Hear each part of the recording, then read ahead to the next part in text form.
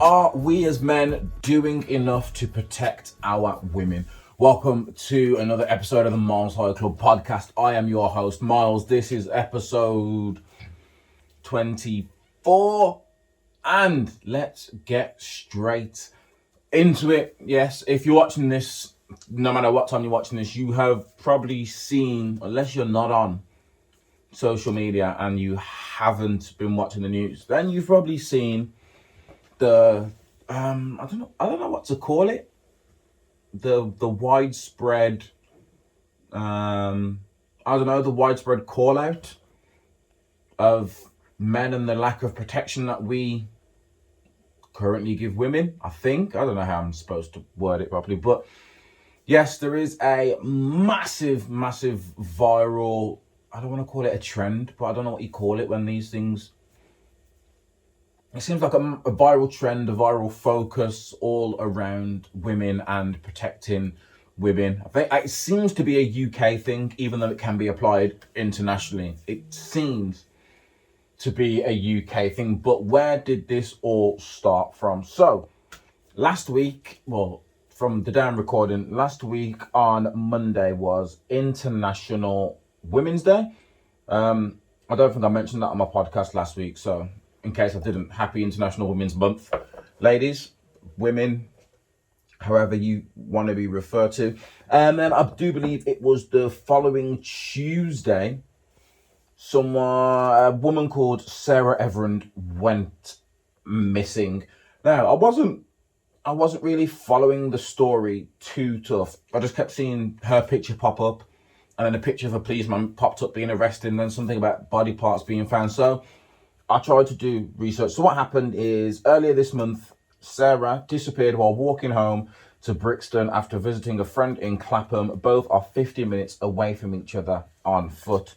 So, details behind the whole Sarah thing, if you don't know what's going on, like I didn't. On March the 3rd, Sarah left Clapham at 9 p.m. and is believed to have walked through Clapham Common, a large park, while on the way home. After she left, Sarah spoke to her boyfriend on the mobile phone for around 14 minutes and was last spotted in footage of a doorbell cam at 9:28 p.m. A day later, on March the 4th, her boyfriend contacted the police to report that she was missing. The police then sought public help in tracing her whereabouts and posted tweets to elicit a response from Londoners. That's when it obviously blew up and started this whole viral thing of, I think the one thing I kept seeing was she was just walking home. That seemed to be the thing that a lot of people were running with on social media. And I've started this podcast and I didn't want to, but I'm going to have to turn the heater on and we're going to have to deal with this orange tinge because, again, if you're not new to the podcast, you know my problems. If you're new to the podcast, all you need to know is I'm in a hollowed out, broken down garage with no insulation, so I have to use a heater to keep me warm. So, a police officer has been arrested. Again, I don't know too much details on this, but I do know a police officer from the Met Police or the Metropolitan Police or Scotland Yard has been arrested. Yeah, they searched around and they found someone. They've been arrested. They've made two arrests. The first is to a 48-year-old police constable who was arrested on suspicion of kidnapping and then murder. And they've also arrested a second woman in her 30s on suspicion of assisting the offender. It then popped up. Yeah, a few days later, her body parts were found. 2 days after that, I think it was Friday the 12th, they were confirmed to be hers through dental records. And then on Friday the same day, Cousins, I forget his first name. Mr. Cousins was charged with Everard's kidnapping and murder after authorization from the Crown Prosecution Service. He appeared before a magistrate's court on Sunday the 13th. He has been remanded in custody and will be brought to the Central Criminal Court, also known as the Old Bailey. 2 seconds. Back like nothing ever happened. So yes, that is the case of Sarah. That's now an ongoing thing. I'm assuming it's going to get taken to court and then the proceedings will happen from there. We may or may not get new evidence. We don't exactly deserve it, but we'll probably find out what exactly happened, or hopefully we find out what exactly happened. But yeah, like I said, this then sparked, and I think it was a rightly deserved outrage across social media, which seems to stem from the traditional misogynistic, is it? Well, I say misogynistic. There are women out there who, archaic women, old thinking women, that have this of the question of this happened to Sarah, and the questions were then asked are, why was she walking alone? Why did she walk through the park? What was she wearing? All these problematic questions. Now, what I plan to do, because I see the irony of me, a man, sitting here talking about women's issues, I am going to hopefully plan and try and get a guest of the woman variety on next week's podcast. Fingers crossed I can get that. I've got someone in mind. I don't want to say now just in case it's not them and I end up having to get someone else, but I've got someone in mind, so I'm going to ask them after this and bring them on next week to actually have an actual proper conversation with someone who's I'd say tapped into the feminism side. I've learned a lot. I learned a lot from this person. So yeah, we'll go into them. But no, it struck all sorts of conversations, and I was explaining this to my barber, which is going to be difficult now because we were having a backward and forwards conversation, and he asked me, what are my thoughts on the whole situation? He's a barber, so he's got a lot of friends, and I was texting him and talking to him about all of this. And we were passing ideas, and he was like, what do you think of all of this? And I'm like, I fully stand behind women. And when it comes to the movement, I'm fully behind the movement. Now, I don't want to take away from this movement that's currently happening right now. But how I see it is when women are saying men need to do better, I don't look at it as a generalization of men. Same way when Black Lives Matter are saying police need to do better or white people need to do better, I don't look at that as a generalization. I can take it all into context and see who it's applying to. So let's focus on women and what they're talking about now. We know who they're talking to. When they say we need to protect women, they're talking to all of us. When they say we need to protect women from men, they're not talking about all men. I think we all know what kind of man they are talking about. And just in case you don't know what kind of man they're talking about, they are putting it all out there. What else? The things like, there's memes going around of educate your daughter with that protect your daughter, crossed out with educate your son, which, yes, you should educate your son. And I had talk to someone and got a fantastic example about this. And they were talking to their friend, and their friend was on about how they smack their partner's ass all the time. But it's in front of their son. Now, I was saying, it's one of those things where if you do things like that, maybe you should do it when a young child isn't watching. But if you are going to do that, especially if the kid then says, oh, why are you hitting mommy? Did he hit you? But anything like that, you should then educate your son and explain. Because a lot of people think, or when I was talking to him, he was like, but don't you think that's a bit wild? And I was like, it seems wild when nothing happens. But what happens if your son then goes to school and does that to another female student or a teacher? Then it's a whole different conversation. I've seen men out there who say they feel like they're being attacked. Luckily for us, we're being attacked with words over social media when there are women out there that are actually genuinely being attacked. I don't like the phrase victim blaming, okay? Because I don't like the generalized phrase. There we go. I don't like the general phrase of victim blaming. I do agree in certain circumstances there is such thing as victim blaming, i.e., what was she wearing? I don't think what was she wearing ever. It doesn't make a difference unless what she was wearing had something to do with her murder, i.e., she was walking down an icy street and slipped and cracked her head open. Well, what was she wearing? She was wearing high heels. I mean, maybe you shouldn't wear high heels on an icy road, but that's completely different to an innocent woman minding her business, walking down the road in, I don't know, a mini skirt, and then being harassed or physically attacked by a man just because of what she is wearing. no, I disagree with. I disagree with the whole "what was she wearing" question. I am fully on the side of men, and then there's a lot of things going around. So I'm gonna run through these, and I might pick them back up next week just so we can understand the importance of it. Because again, a lot of these things feel silly to you if you're a man and you don't understand these things. So here's a look at the ways you can make a difference. As a man, it's the ways you can make a difference to make women feel comfortable. Keep your distance. When walking behind a girl or a woman at night, remember the closer you are, the more threatening you seem. So make sure you leave a good amount of distance between yourself and her. That seems like common sense. To me, that seems like general common sense. And I'm not just saying this, but I'm a fast walker. I don't like walking slower at a medium pace. I walk quickly. Whether it's at night or in the day, if I'm walking quickly, and it doesn't matter if it's a man or woman, this is just me, but if I'm walking quickly and I'm coming from behind, I will always try and move as far away from that person as I possibly can. Only because if you hear someone walking at a fast pace and they're coming up when it feels like right behind you, they could run off, they could turn and swing, they could scream, anything could happen. So I'm just like, let me give this person space, because I hate it when you're walking and people are right up on you. So again, I can just imagine as a woman how that might feel if you're out by yourself. And again, nothing needs to have happened to you to feel nervous. You just have to be a woman. Like, we can go back and look at history. We can look in the history books, whether you want to look in England, America, anywhere in Europe, Africa. It happens literally all over the world, from the most civilized places to the least civilized places. Women are in danger. So there's one. Keep your distance.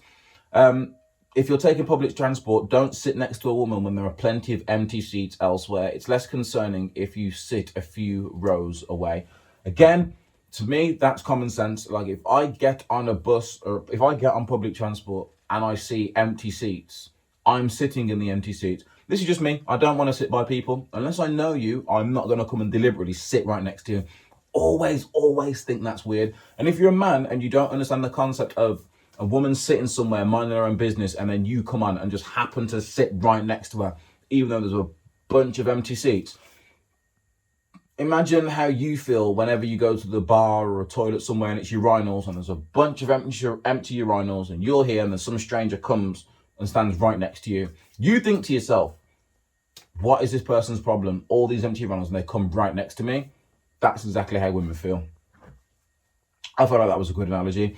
Don't run up from behind. Having someone run up from behind you at night can give anyone a fright, but for a girl or woman, it can be terrifying. Next time you're out for an evening jog and see a woman walking ahead, cross the road, or make sure to leave a good amount of space while passing. Again, that sounds like common sense. And if you're thinking that, then I'm glad you're on my wavelength. But a lot of people don't realize this. I'm someone, now this is, I'm just going to be 1,000% honest with everyone. I'm not going to try and act like I'm some sort of knight in shining armor. I'm someone who, growing up, if I saw someone out, like in the street or in a shopping centre, one, I wouldn't run up to them, but two, I'd never approach someone, only because I didn't like approaching people I didn't know, just out and about, because my ego, the way my ego was set up, it didn't work. Listen, at college, sit down on a table. I'd talk to anyone in my class, talk to anyone. You go out on a night out, you go out with friends. I used to talk to anyone and everyone. I felt like I used to be Mr. Popularity. But when it came to being like out in the street or somewhere, it was always weird to me. Not judging anyone that did it, but it was just always weird to me. And it does come off creepy. I'm like, what do you do? Like, you run up on someone and then what do you say after that? That's just the way Myles thinks. Don't stare. If you're by yourself, being stared at is intimidating and unsettling. Taking out your phone and focusing on something else can go a long way to show you're not a threat. Look out the window to focus on something else, or call a friend to have a chat. I'm going to say, again, this is another one. This is a typical don't stare.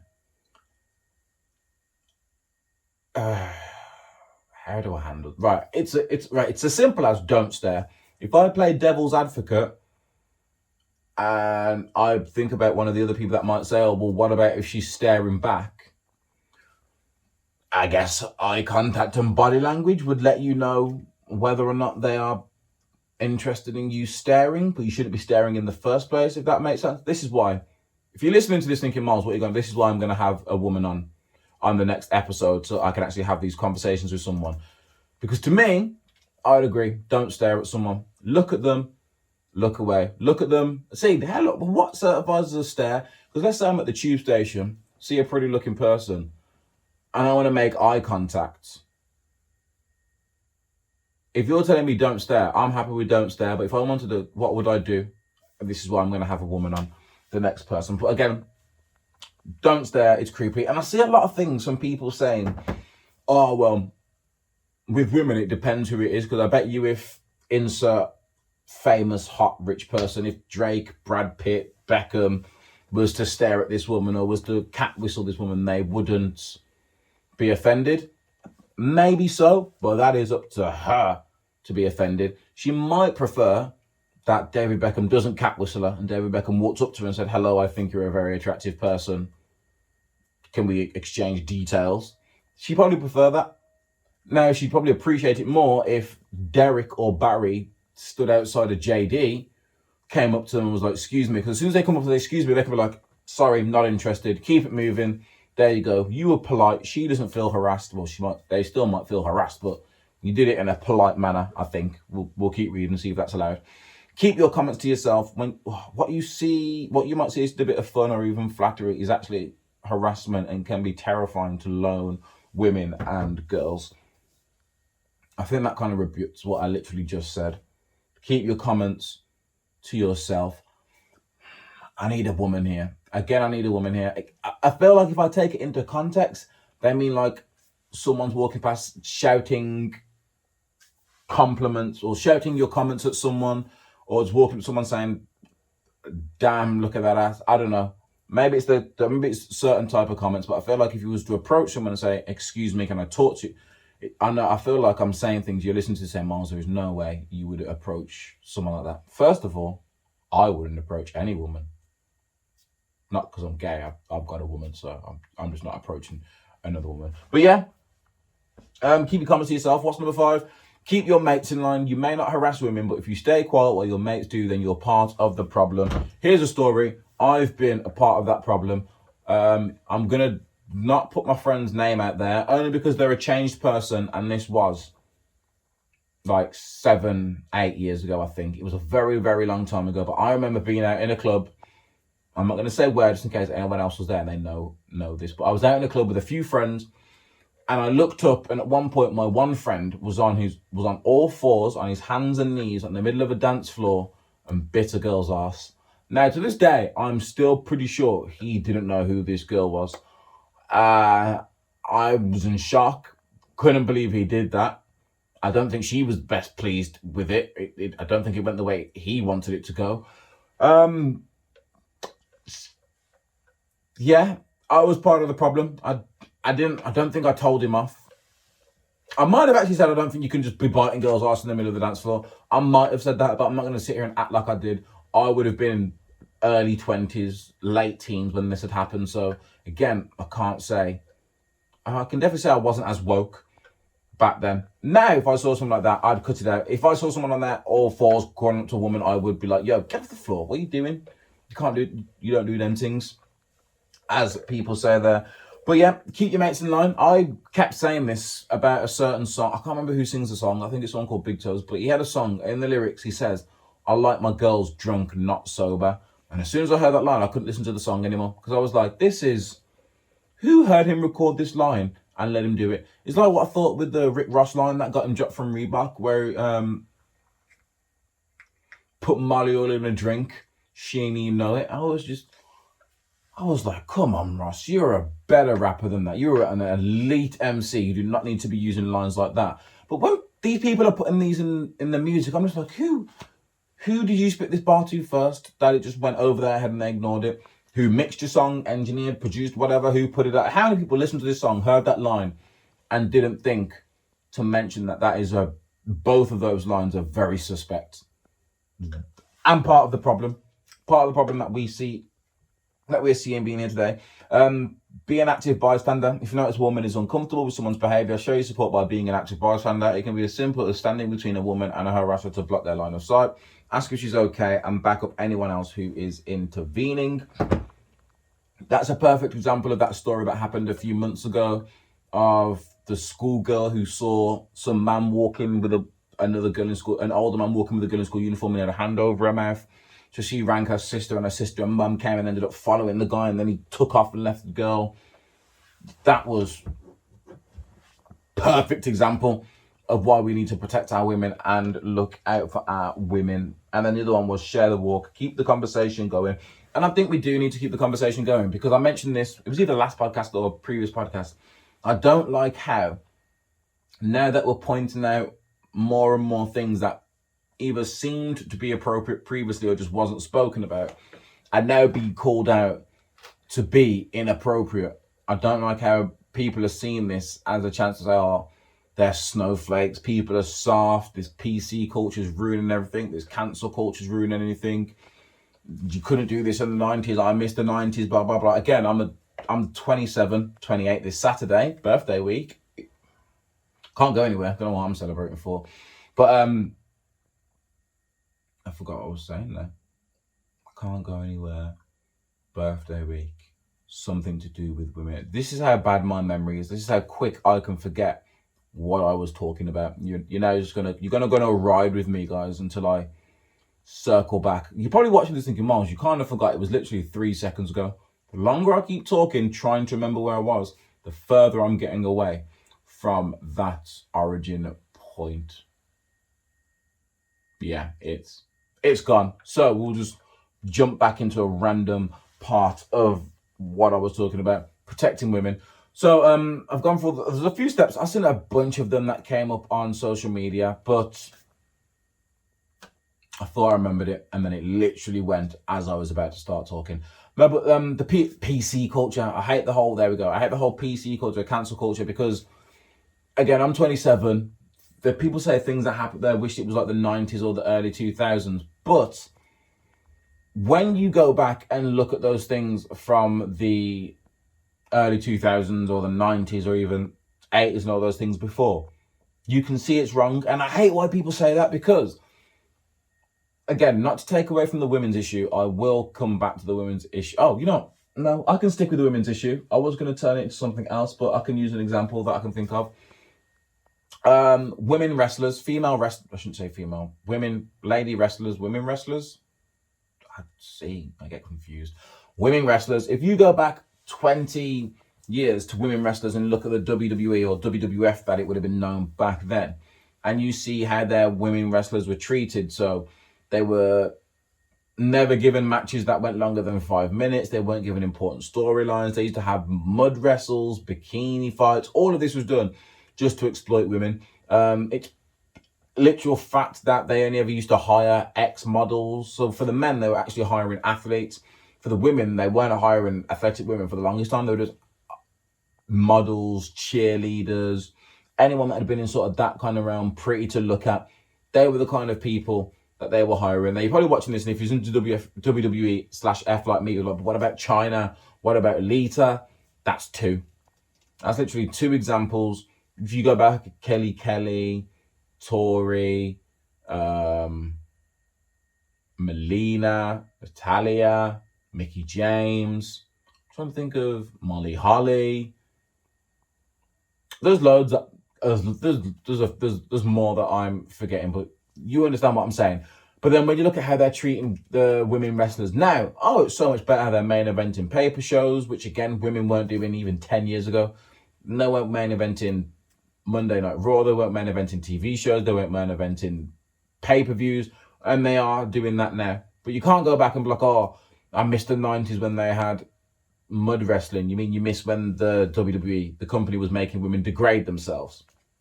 It's things like that. It's like saying, I miss seeing actors do blackface like they used to do in the 20s. Like, no, that was inappropriate and wrong.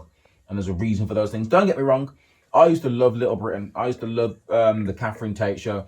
I often go back and watch some of their clips now. And yes, they are funny, but they're also outrageously offensive. outrageously offensive. And I think I tried to work it out earlier, and I'm not going to act like I've just created this in my head, but it's one of those things where I realised it's only going to work if you're offending yourself.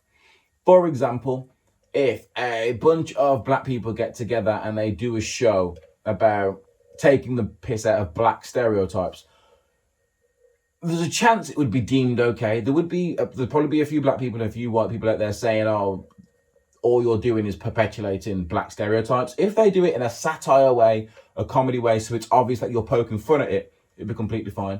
If a bunch of gay people got together and then started taking the piss out of gay stereotypes in a show, trans people, Muslim people, anything like that, if they all got together and started taking the piss out of their own stereotypes, that would be fine, because they're saying laugh. It's more of a laugh with us than a laugh at us.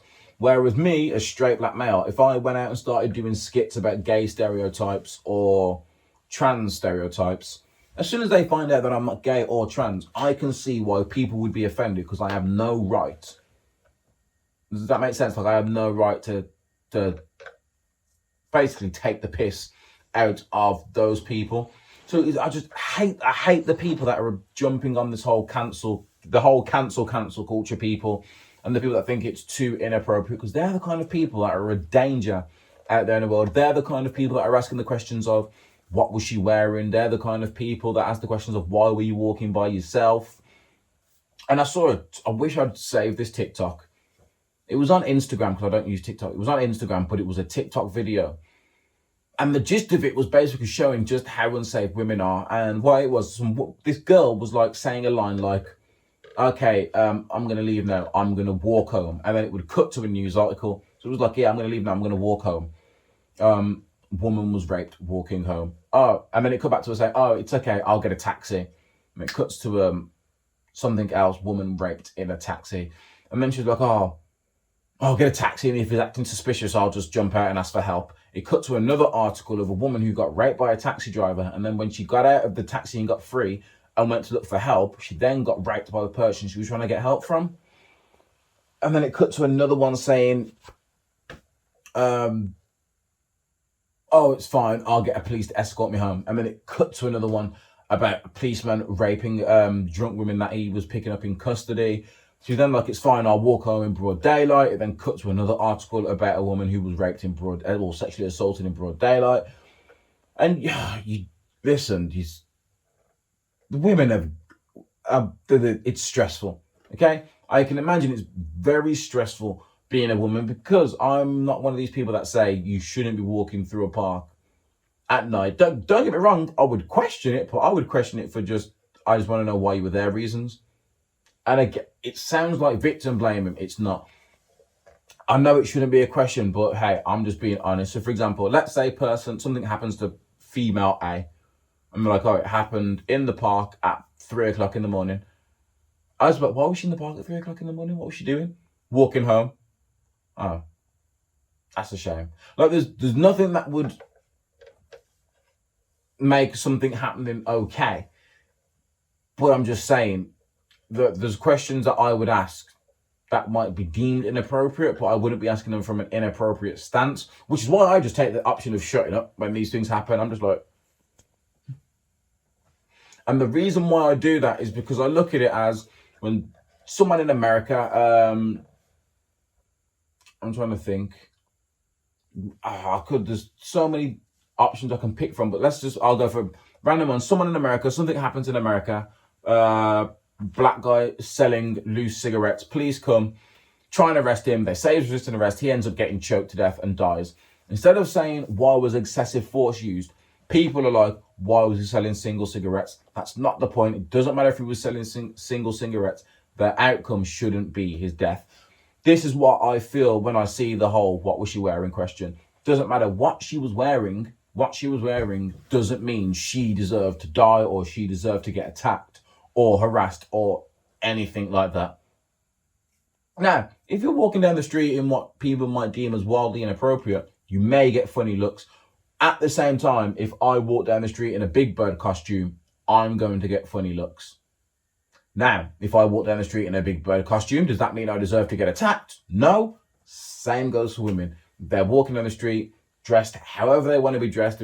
That is not an excuse for you to harass them, make them feel uncomfortable, assault them. I feel like I'm saying this, and I'm like, Myles, why are you talking about this? Everything you are saying is common sense. And I'd like to think all 9 of you that watch this agree with me and say it is common sense. But let's say that I just hope there's one person, maybe there's one new person that's going to find this video and they're like, oh, there's a man speaking about what's going on with these women. Let me see what he's got to say. And hopefully just a little thing inside them switches to make them feel that way. And if that's not enough, I'm pretty sure every man here has got a daughter or a sister or a female cousin, close female friend, girlfriend, fiance, wife, mom, auntie, grandma. They must have some relation who is a woman. And when they see this, I don't understand how it doesn't trigger in their head for this to happen. So story, we moved into our house 2 years ago.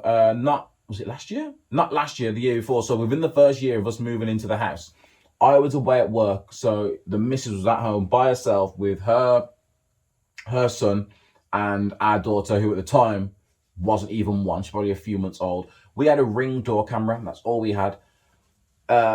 Again, I'm away in London, so I'm working away. So she's in the house by herself with 2 kids.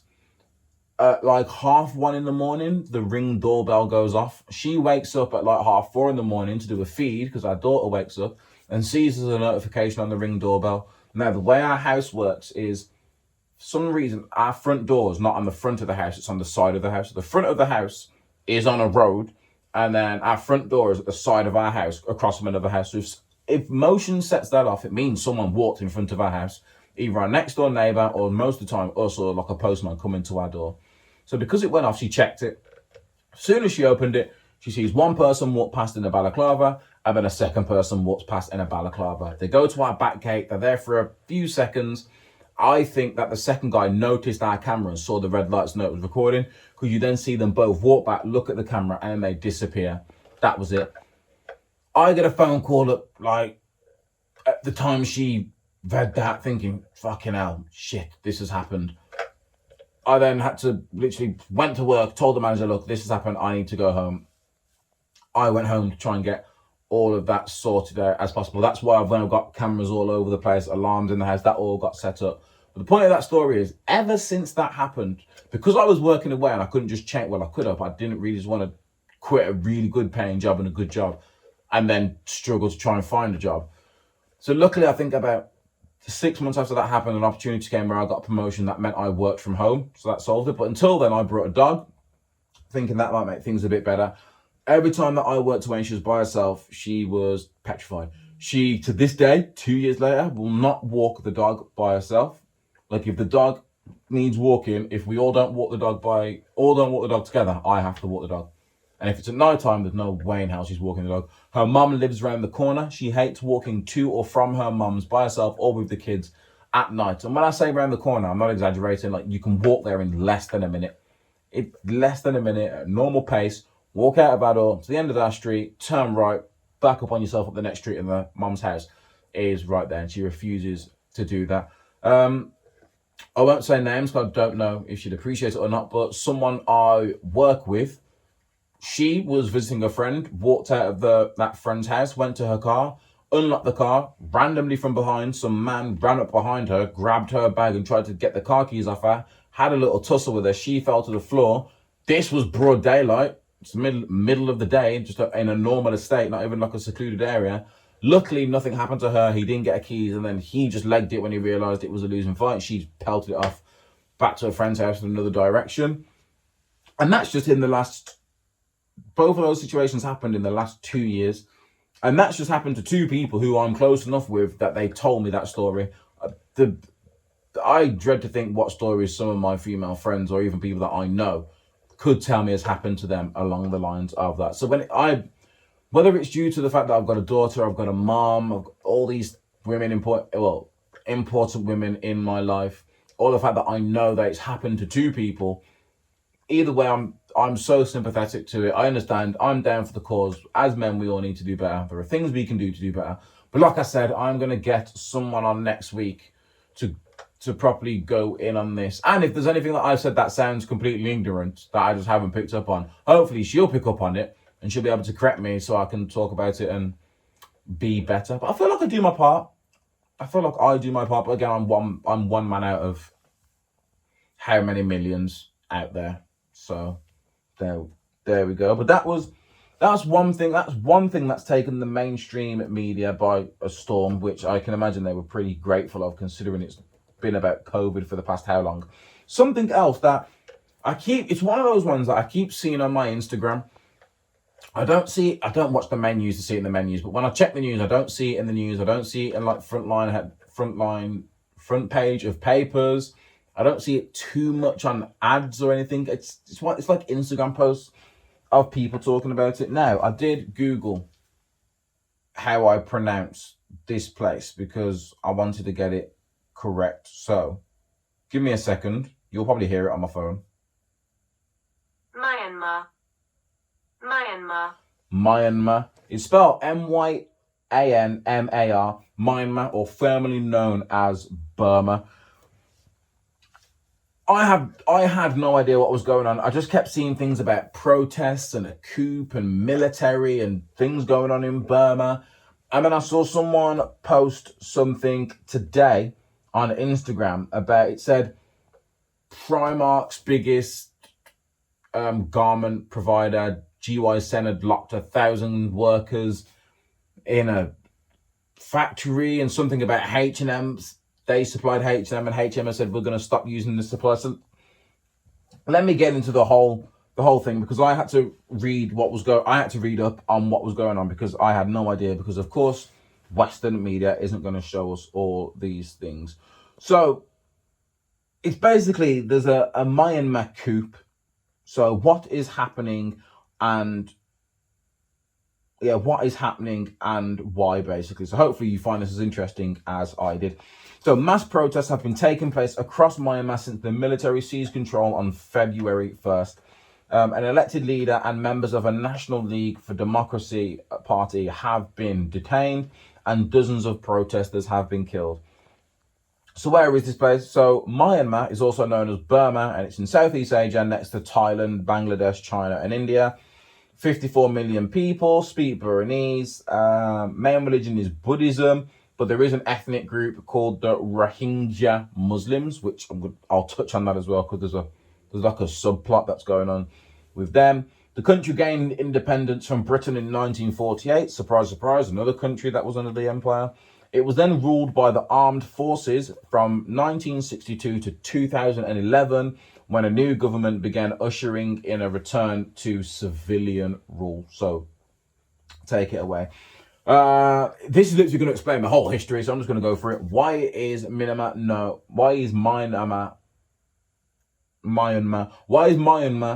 also known as Burma? So the military changed the name from Burma to Myanmar in 1989. And apparently the two words mean the same thing, but Myanmar is more of a formal version. Some countries, including the UK, initially refused to use the name as a way of denying the regime's legitimacy. But then in 2016, Miss Suki said it did not matter which name was used. So now we're going into what has happened. So what's happened out there is military has taken back charge and declared a year-long state of emergency. So when I said the first protest happened on February 1st, I was on about February 1st, 2020. So if you haven't heard about this bot yet, it's probably not your fault. I haven't seen a lot of people talking about it, should I say. So it seems that they seized control February 1st after a general election, which Miss Suki's NLD, which is I'm sure that's the party that I want to see what it actually stands for. The National League for Democracy. So basically, the National League for Democracy won. So I'm assuming what happened was there was an election between the military, or someone going for the military, and the NLD, which is the Democracy Party. The Democracy Party won. And then because they won, the armed forces had backed the opposition, who were demanding a rerun of the vote, claiming widespread fraud. So two people was running, one for the NLD, and then there was another person running who was backed by the armed forces. The National League, the NLD won, and it says they won by a landslide, so plenty of people obviously wanted them in. which then led the opposition to demand a rerun, saying that there was full spread fraud. Where have we heard this before? Maybe that's where Trump got it from. Maybe Trump saw all this was going on and was like, oh, maybe I can say there was fraud, get the military behind me and overtake America. Maybe that's what happened. I'm onto something. If you don't see me again, guys, I was clearly onto something. Let's hope this video actually makes it out. So the Election Commission said there was no evidence to support these claims. So then the coup took place as the new session of Parliament was set to open. So what they were set to open, and then a military coup took place. Let me Google what a coup means, because in my head, coup just means the military takes over. A sudden, violent, and illegal seizure of power from a government. Oh, that's what it sounds like. That's a coup. A coup is a sudden and violent illegal seizure of power from the government. So that's what the military have done. They have just basically said, no, fuck this. We do not agree with the results. We're taking back over to control. So Ms. Suki, the woman who was actually the head of that party, has been held at an unknown location since the coup. So she's still missing. She might be dead, and they just don't want to tell anyone yet because they know it's going to be a possible war. But apparently she's facing various charges, including possessing illegal walkie-talkies, violating COVID-19 restrictions during last year's election campaign, and publishing information that may cause fear or alarm. So it all sounds like a big cover-up, doesn't it? It sounds like this Suki's just doing her job. So she's facing charges for possessing illegal walkie-talkies. I have no idea what that means. I didn't research that. I couldn't tell you, unless maybe when she got captured, she was still talking to someone and they're trying to throw that on her. Violating COVID-19 restrictions, I'm going to say that she probably was doing a campaign on her campaign run, and they're trying to say that campaign run, because she might have reached more places than the opposition, caused it. And publishing information that may cause fear or alarm, i.e. do not trust the military. There's some sneaky bastards. Clearly proving her right. The NLD MPs who managed to escape arrest formed a new group in hiding. Their leader has urged protesters to defend themselves against the crackdown. So yeah, in short, there was a vote. The military-backed team lost, so the military said, okay, fuck this, we'll take it into our own hands and have overthrown the government. Well, that sounds scary. It sounds like what nearly happened a few months ago with Trump, or what a lot of people thought could have happened. Probably why they stormed the Capitol. They probably thought, if we storm the Capitol, we'll start it now. All Trump fans across the nation will rise up. The military will rise up. The straight men and the Christians, and they'll all rise up to rid America of the blacks and the Muslims and the gays and all the other letters that fall under the LGBTQ and all the other minorities out there. But again, I keep switching issues on here. You think I got PTSD from something, but I'm fine. So it goes into who's in charge now. So military commander-in-chief, I should have looked at all these names, but Minang Shilang has taken power. He has long wielded significant political influence, successfully maintaining the power of the military, even as the country moved towards democracy. So he's been in charge for a very long time, and he seems like the militant person. He not from the picture, but the way he's acting, he reminds me of like Samuel L. Jackson's character in Kong Skull Island. You know how he's on about, we didn't lose the Vietnam War, we left, or we retreated, or something like that. He's a very, very war-stricken person. That's what this guy appears to be as well. He's received international condemnation and sanctions for his alleged role in the military's attacks on ethnic minorities. In his first public comments after the coup, he said that he sought to justify the takeover. He said the military was on the side of the people and would form a true and disciplined democracy. Anytime someone says disciplined, they're a bad guy. They are a bad guy. If you come out and you talk about you want discipline, sounds very Hitlerish. Now, I don't know if Hitler ever said discipline in any of his speeches. I'm just saying it sounds very Hitlerish when you come out saying all of these things. So he's the man behind it all. He must obviously put a lot of money or a lot of faith into his team winning. His team didn't win, so he said, fuck it, we are changing the rules. So the protests have been the largest since the so-called Saffron Resolution in 2007, when thousands of monks rose up against the military regime. Even the monks, I swear Buddhism is the most peaceful, calm religion / people out there, and even they rose up against this military. Protesters are including teachers, lawyers, students, bank officers, and government workers. The military has imposed restrictions, including curfews and limits to gathering. I'm obviously assuming so they can cut down on all these people getting together. And security forces have used water cannons, rubber bullets, and live ammunition to try and disperse protesters. I know I said a minute ago about Trump watching them and getting the idea from them. I feel like they saw Trump. I feel like they were watching Trump in America and saw how they were handling protests and was like, oh, we can go one better. Take over the whole country and implement our own rules, so we ain't got to worry about that. So now if you're wondering what I've been wondering, who is Suu Kyi, or who is Aung San Suu Kyi? So she became famous, world famous apparently, in the 1990s for campaigning to restore democracy. So obviously her country was under military control. She wanted to bring it back to democracy. She spent nearly 15 years in detention between 1989 and 2010 after organising rallies calling for a democratic reform and free elections. She's someone that's been riding for her country and wants to free them from this military grip, and was arrested for it. She was awarded the Nobel Peace Prize in 1991 while under house arrest. And then in 2015, she led the NLD to victory in Myanmar's first openly contested election in 25 years.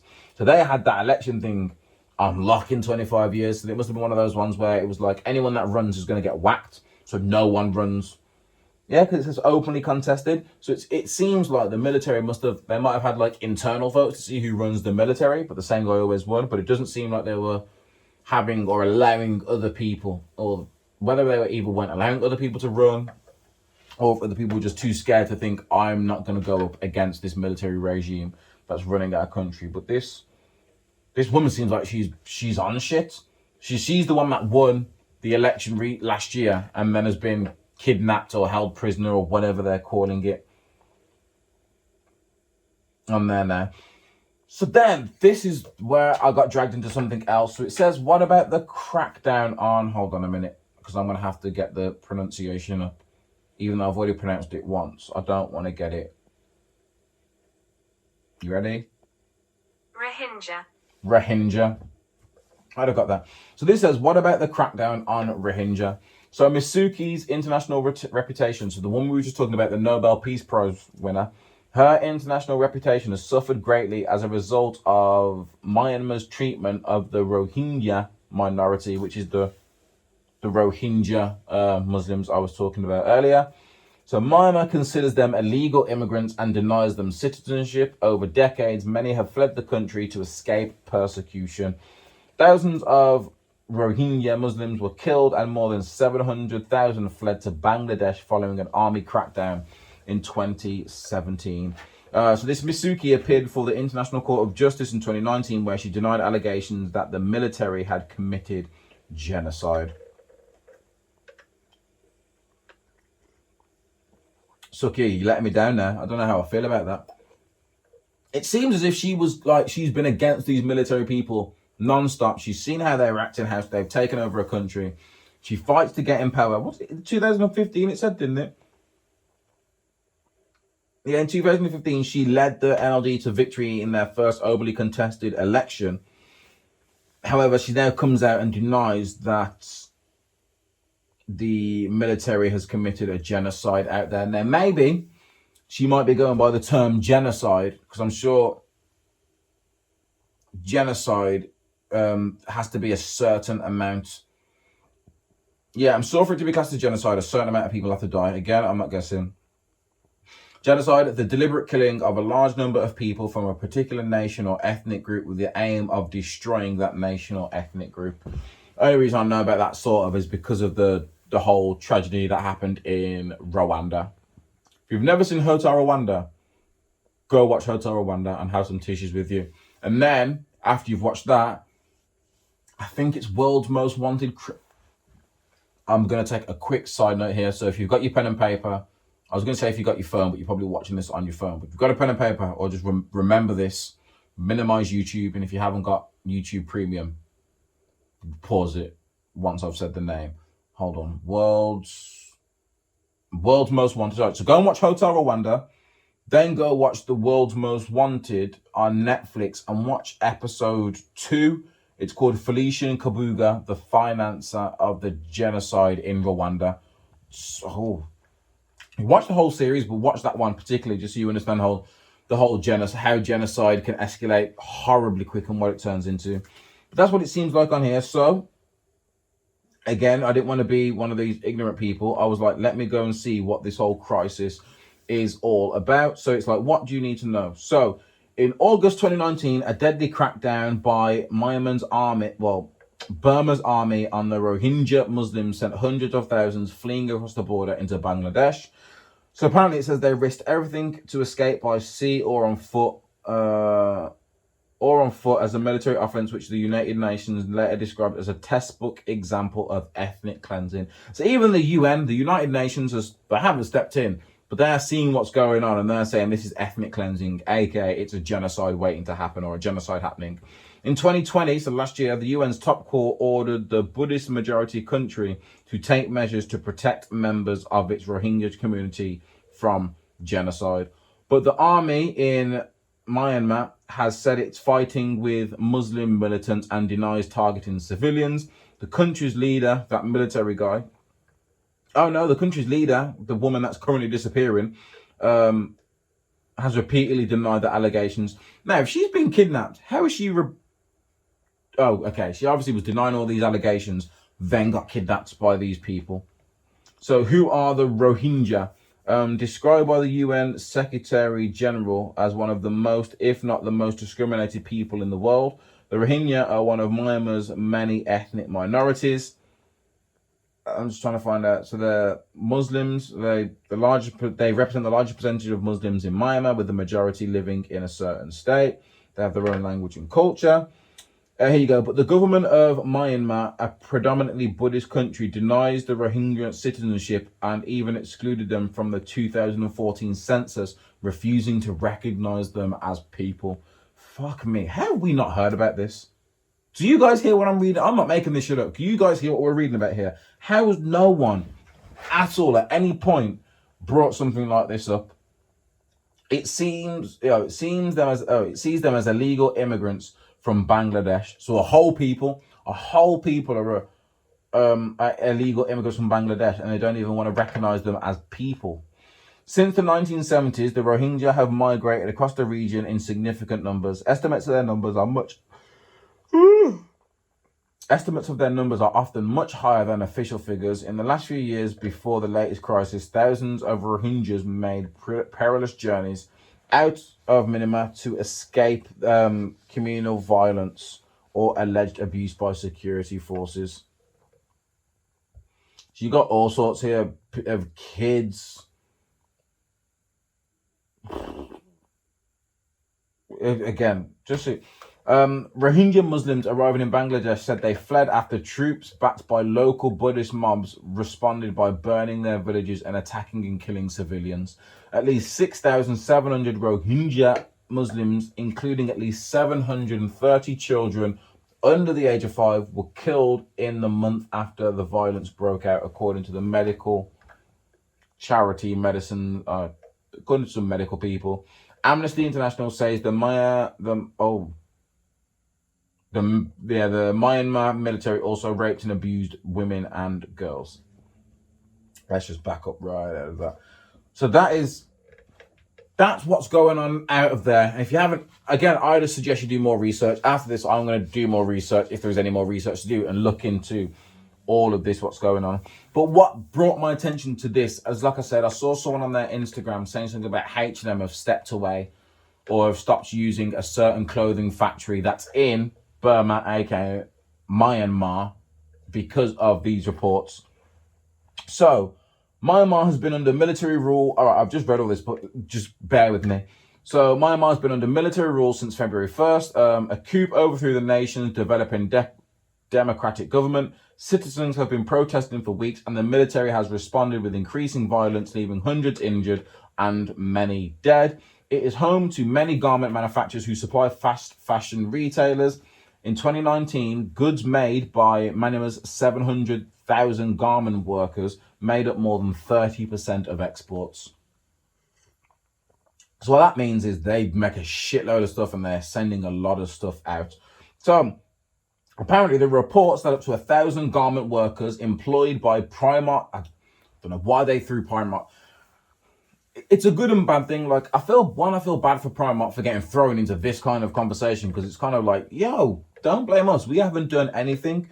But it also brings light to the situation, name dropping something like Primark. So, reports that up to 1,000 garment workers employed by Primark supplier GY Sen had been locked in the factory on February 18th to prevent them from taking part in protests. So these factories, I don't know who was locking them, we might find out. It seems like business owners or the military were locking factory workers into their factories to stop them joining the protests out there. Whilst they were able to break free after several hours, the danger of being locked in the factory has terrible historic prudence. It was a common practice in the US, again, the US, but here you go. It was common practice in the US until 1911's Triangle Shirtwaist factory fire killed 146 workers, primarily women and children, leading to the industry finally being regulated stateside. It sounds like to me in the early 1900s, factories weren't regulated. It was common work practice to lock people in factories, maybe to keep them working, to stop them going home, force them to work overtime. Until the fire broke out, they were trapped in there. 146 women, mainly women and children, died. Again, more look into these things. Mostly young women, Myanmar's garment workers have played a leading role in demonstrations opposing the military and continue to organize protests despite government intimidation. Their recent experience forming unions to fight for better conditions led to some of the first to gather after the coup. So these women, again, did I not just start this podcast talking about how we've got to protect women? And then it turns out this shit's going on in Myanmar, and it's garment workers, mostly young women, garment workers are leading the role in demonstrating against the military and what they're doing out there. The Industrial Workers Federation of Myanmar, I don't know why I keep forgetting how to say it, Myanmar, has urged brands using Myanmar suppliers to publicly condemn the coup and ensure workers are not punished for basically going on strike. Makes sense. They realize how important their factories are. They must know they've got a lot of big names. When I looked at the list, they supplied Primark, H&M, New Look, I think Topshop was one of them, and a bunch of, there's a big Italian brand called Benetton or something like that. There's a lot of big people involved. Primark said the GY Sen claims are very serious allegations that would breach the company's code of conduct. And they said, our highest priority is to keep workers safe and well, ensuring their rights and freedoms are respected. That sounds like the politically correct answer, and what they really want to say is it sounds bad, but we're not going to stop it. To me, it sounds like this GY Sen provides everything for Primark, which is why Primark aren't just saying, right, we're going to cut ties with them, because then they've got no one to make it. It literally says at the bottom, competitor H&M has currently halted sourcing from Myanmar. So H&M might have multiple suppliers, but one of their suppliers is Myanmar, and they basically just said, right, we're going to stop doing all that. And I'm assuming it probably won't it'll either recontinue when everything dies down, because again, they are a big company and that's what big companies do, or they'll take it seriously and they won't start going back to Myanmar until everything is back to normal. But Christ. And here's me, I was going to say here's us, here's me moaning about having to sit in my four walls all day because I can't leave the house because of this fucking global pandemic. Meanwhile, over in Myanmar, you've got a coup going on. The military runs the country. People are being killed left, right, and centre for protesting. I think when I was getting research on this, it was saying about how it's the most deadliest. I think today was the deadliest day in the history of these protests. Mass funerals held as Myanmar coup death toll revised up to 149. Myanmar officers who were ordered to shoot protesters flee to India 30 minutes ago. I googled Myanmar, and these are all the headlines that are coming up.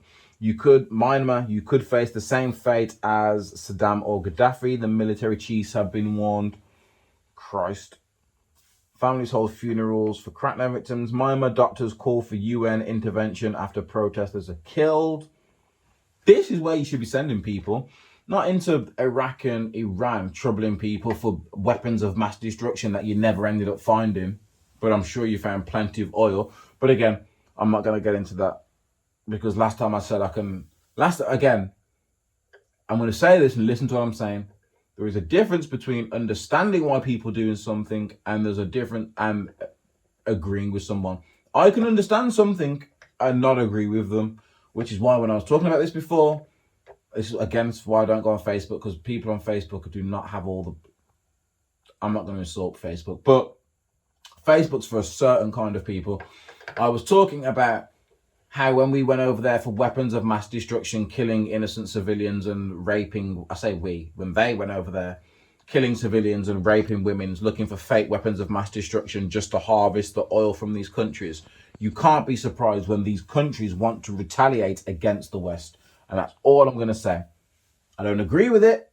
I'm just saying you can't be mad when it happens. Well, you can be mad because you didn't do anything personally, but neither did they.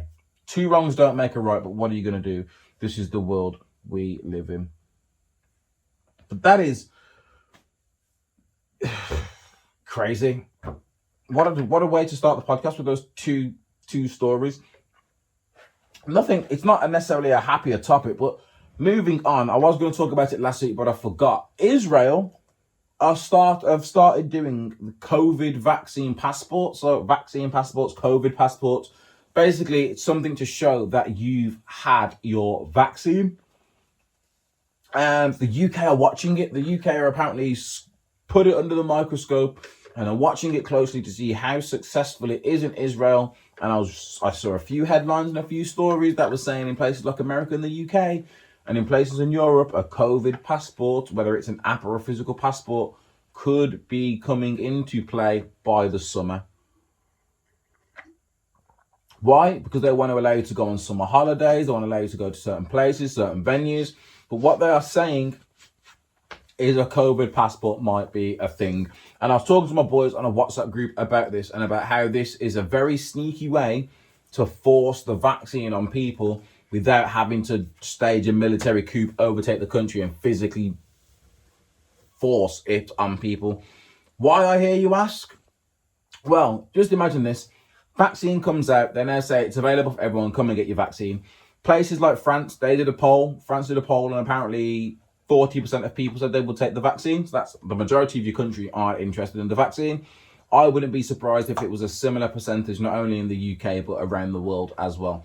I believe there are more people out there that don't want to take the vaccine for whatever reason than there are people that do want to take the vaccine. So instead of forcing this, instead of making it a law, instead of making it a legal requirement, which will obviously it will just drive more of a pushback and a civil war will break out somewhere. What they will do is they'll do sneaky things like airlines. Certain airlines will say you can only fly with us if you have your COVID passport.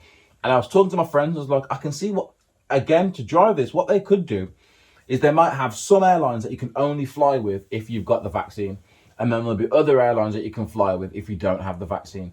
If you're someone that's got the vaccine, I'm assuming you've got the vaccine, so you don't want to be around people that haven't got the vaccine. To encourage more people to get the vaccine, I can see more vaccine passport flights going out than non-vaccine flights. And the excuse there'll be is, well, you're vaccinated, we don't have to worry about you. You can travel as normal, so the process doesn't have to be slowed down. Whereas you guys, you don't have the vaccine, so there's a whole quarantine thing, so there's less flights available because it's a lot more time. Stuff like that to get you in. Big venues like sporting venues, music venues. Oh, you want to come and watch your favourite team play? You want to come and watch your favourite person sing? Show us that you've got the vaccine, otherwise we're not going to let you in, and you'll have to go back and sit at home and wait for the YouTube clips to come out as soon as the show has finished. I can see all of these things happening. Hopefully I'm not putting you on too much of a downer, but I also saw another article saying that apparently in certain towns and villages our COVID cases are rising. I told you guys, it was, they said subject to change. They told us that certain things are going to happen by certain dates just to give us a little bit of spirit, and it's going to crush us when it turns out that we can't go out on June the whatever, or meet up with people in May, or hairdressers and barbers and everything open back up in April. I feel like they just said it. Now, I might be wrong. I hope I am wrong. I hope I eat my words over the next few months and we start getting rolled out of this and back to or get into the new normal, whatever that's going to be.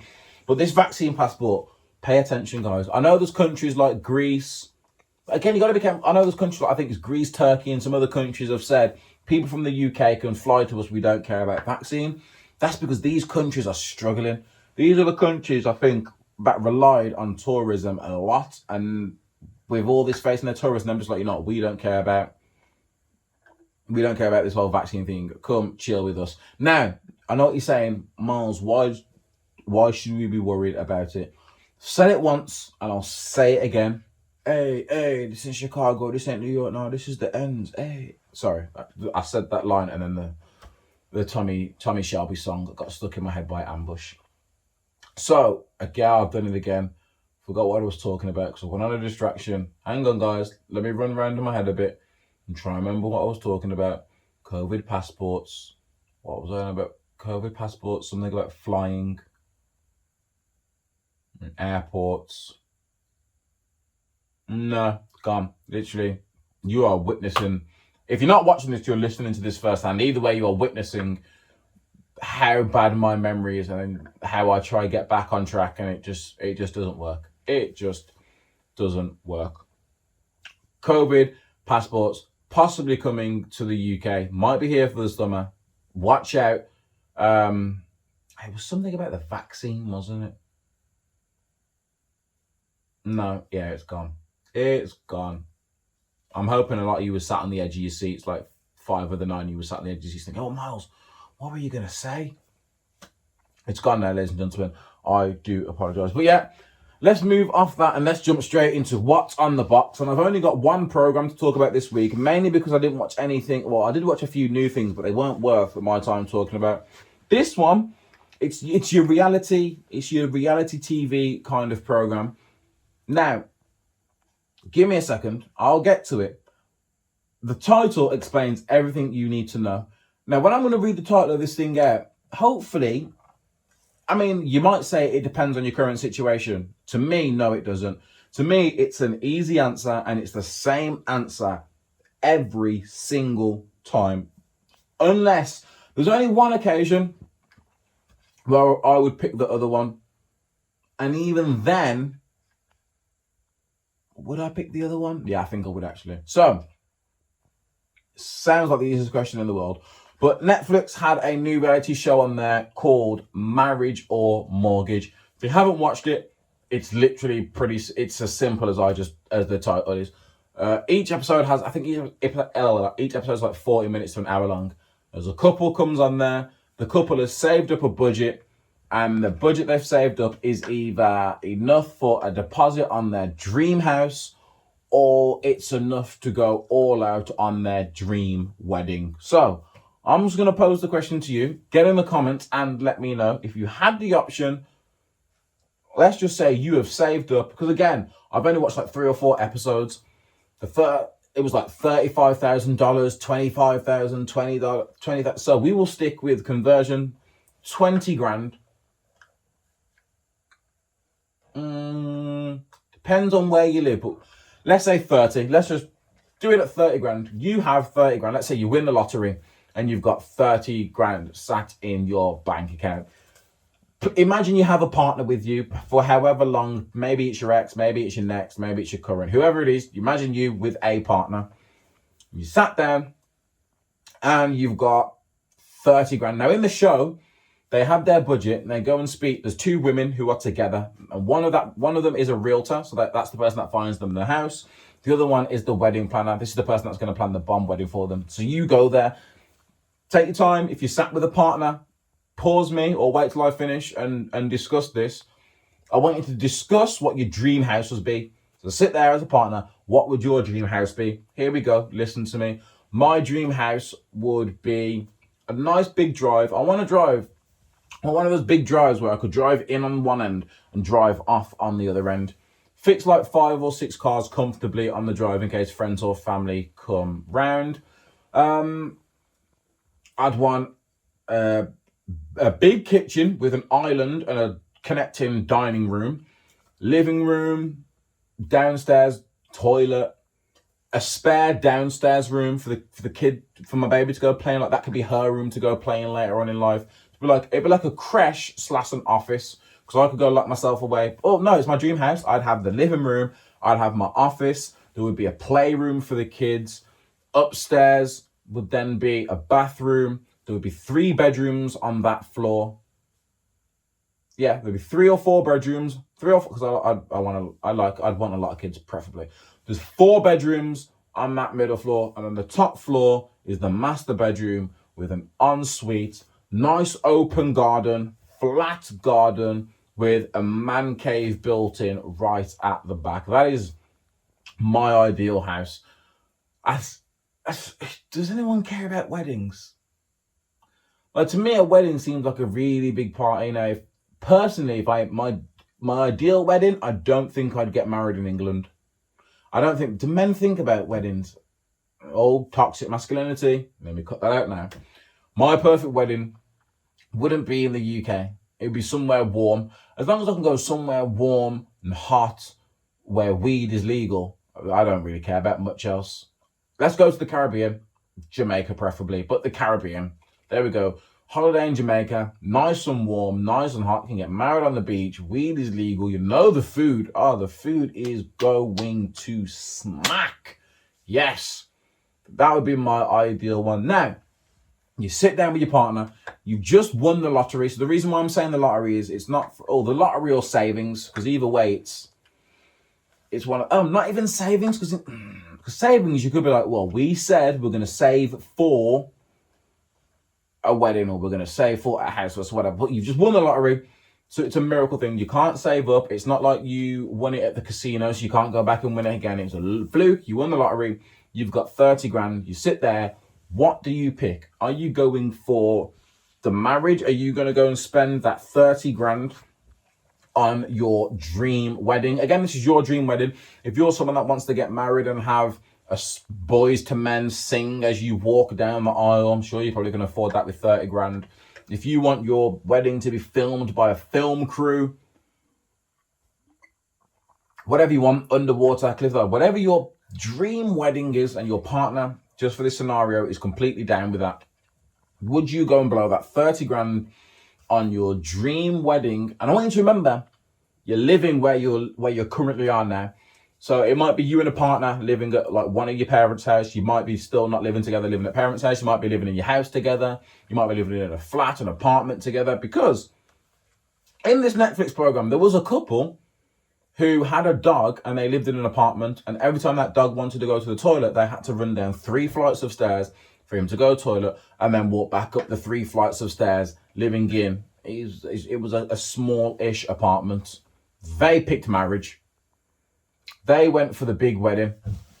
I shouldn't ruin it, but I don't know who's going to go and watch this. How is this for a kick in the teeth? So because it's a new documentary, they obviously recorded this, it seems like the start of last year.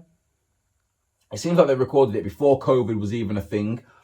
Because of the 3 that I've watched, 2 of them took the marriage over getting a mortgage. Yes, crazy, I know.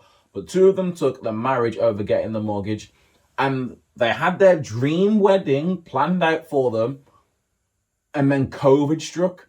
So it pops up saying 4 weeks later or something, or 4 weeks later was the wedding. Due to COVID, the wedding had to be massively resized. So imagine, I know I'm asking you guys to keep up with quite a lot, but I want you to imagine you had the option of either going for your dream house or your dream wedding. Picture this, I'm saying you've won the lottery, because once you spend all this money, once you spend all that money on the marriage, it's gone. You then need to start saving up again. When you start saving up again, you're not going to get your dream house. You're going to get either stay where you are, or you're going to get whatever you can afford after you just spent all that money. So imagine spending all that money. I think the first couple's budget was like 35 grand.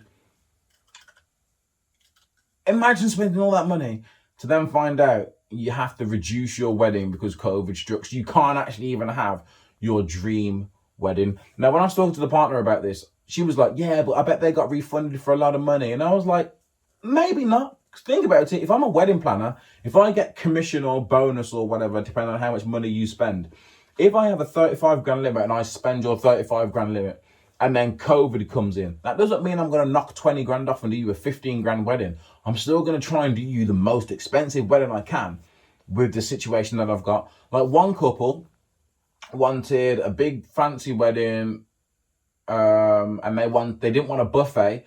They wanted a sit down meal, but because COVID struck, they had to get it reduced, and she ended up having to have a buffet. And I was just like, well, you still had your buffet. They had a sit down and a buffet because they could save a bit more money, but I was just like, ish. But back to the question, marriage or mortgage? For me, hands down, it's a mortgage.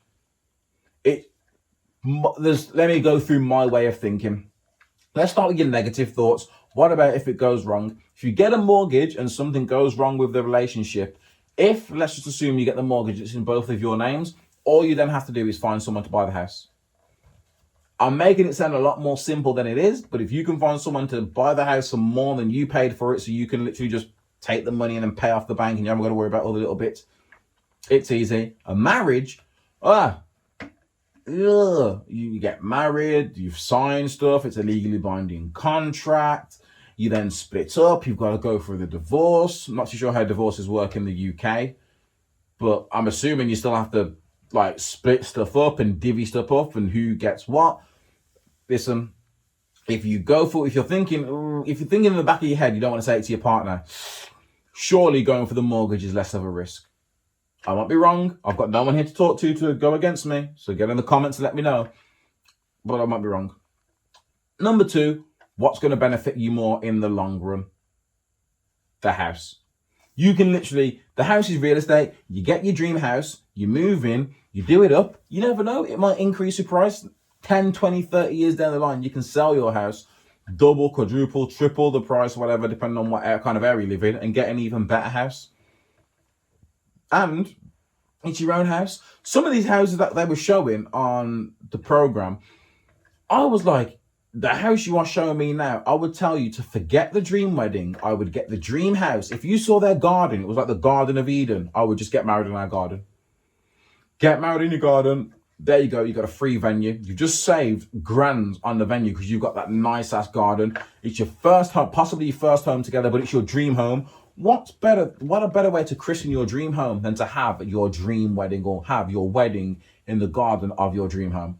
Just makes sense. A lot of you sitting there probably thinking, Myles, I didn't know you was a romantic. I am when it makes sense. I'm all about logic. And as long as it makes sense, it makes sense. And third, I don't even know what the third reason is. The first reason was if it all goes bad. The second reason was it's just logically a house, a house/mortgage just makes more sense than the marriage. It does. Because I feel like if you get your house and you have to save up all over again, if getting married is that important to you, you can get married now, have a small, tiny wedding, save up, and then in a year's time, 5 years' time, 10 years' time, you can do a whole vow renewal, big wedding, blowout party celebration. But if you spend all that money on your wedding, you're now going to have to settle for a house because you don't have the money that you previously had to go for it. Does that make sense? I feel like it made sense. But I know I've ruined the first 3 episodes, but it's still a decent, depending on what you're into, it's a decent watch. So go and watch that now. It's called Marriage or Mortgage. Now, this has been a bit of a morbid episode, so I'm just going to go to one of my, I wouldn't say one of my favorite Instagram pages that I go to when things are down, and it's called Good News Movement. It's literally just post different things about good news. I'm just going to read a whole bunch of them out. When a restaurant in Baltimore learned that their customer who has cancer was craving their food but was from Vermont, instead of sending recipes, they drove from Baltimore to Vermont to cook for her just like she remembered. Now, that is just a nice story. Imagine that. You've got cancer, one of your favorite restaurants. You can't get there. I'm looking at it, Jesus Christ, just to get you guys know just what kind of drive they did from Baltimore, Maryland, USA to Vermont. It's I don't know where it's taking me from, but it tells me here it's an 8 hour and 35-minute drive. So this restaurant found out that a customer who really liked their food had cancer, couldn't make it to them. So they said, F this, we're going to jump on them, whatever they have out there, expressway, for near enough 9 hours just to go and make them some food. Talk about customer service. Again, some of these stories, they restore your faith in humanity, especially after the episode that we've had. What else have we got? After a United Airlines, I'm going to try, if I remember, to put the pictures there, but don't get your hopes up. After United Airlines employee passes away, co-workers made a teddy bear out of the employee's flight uniform for her sons to cherish. And the picture, it's literally got their sons cuddling 2 teddy bears that is made out of their uniform. Look at that. What other stories? He's the grandpa I never had. Former student raises $32,000 for 77-year-old former substitute teacher who was living out of his car. I don't feel like I need to read anymore. There's a whole paragraph to it, but here we go, because it's good news. Stephen Nava of California raised $33,000 and counting for his former substitute teacher, Jose, also known as Mr. V, after learning he lives out of his car. He describes Mr. V as a great, funny, and helpful educator and substitute teacher. Mr. V had resigned as a substitute teacher, but the pension wasn't enough because of his debt, so the donation has helped him get him back on his feet.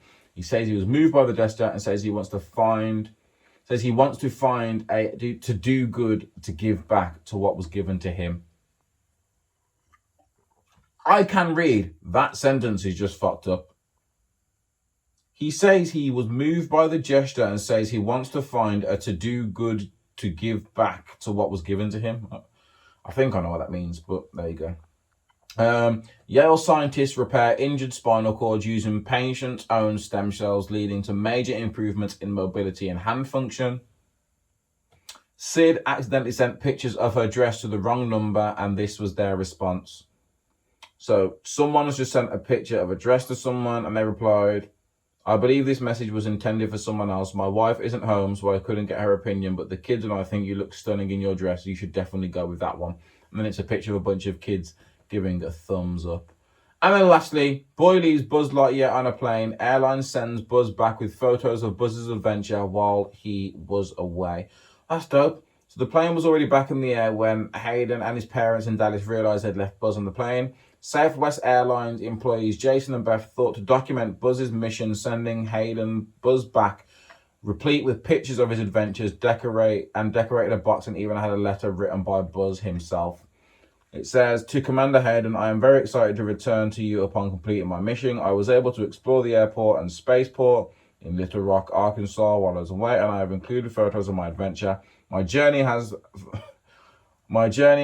thought a lot of me, but I'm so thankful to return to my buddy, to infinity and beyond, your buddy, Buzz. Look at that. Some happy news to finish on for today's episode. But guys, as always, see you next week for about quarter of a century episode. It's episode number 25. I was going to say I'm going to do something big. If I remember, I'm not going to message them now, because once again, I haven't had a busy day. I've just been working and just wanted to chill and ended up watching a lot of Bones. Oh man, Bones took a good tweet. If anyone watches Bones, will you please pop up and let me know, because I need to talk to someone about Bones, because I don't want to say it. I just found out who Gormagon was. That will make sense to anyone that's watched Bones. It's not so much Gormagon, but his apprentice. And I'm not going to say anything else on it. But yeah, thank you so much for listening. Make sure you subscribe. Subscribe, like, share, comment, share to a friend, and tell that friend to share to another friend. You know the story. You know the fight between me and the algorithms. Until the next time, I've been Myles. This has been the Myles High Club Podcast. Peace.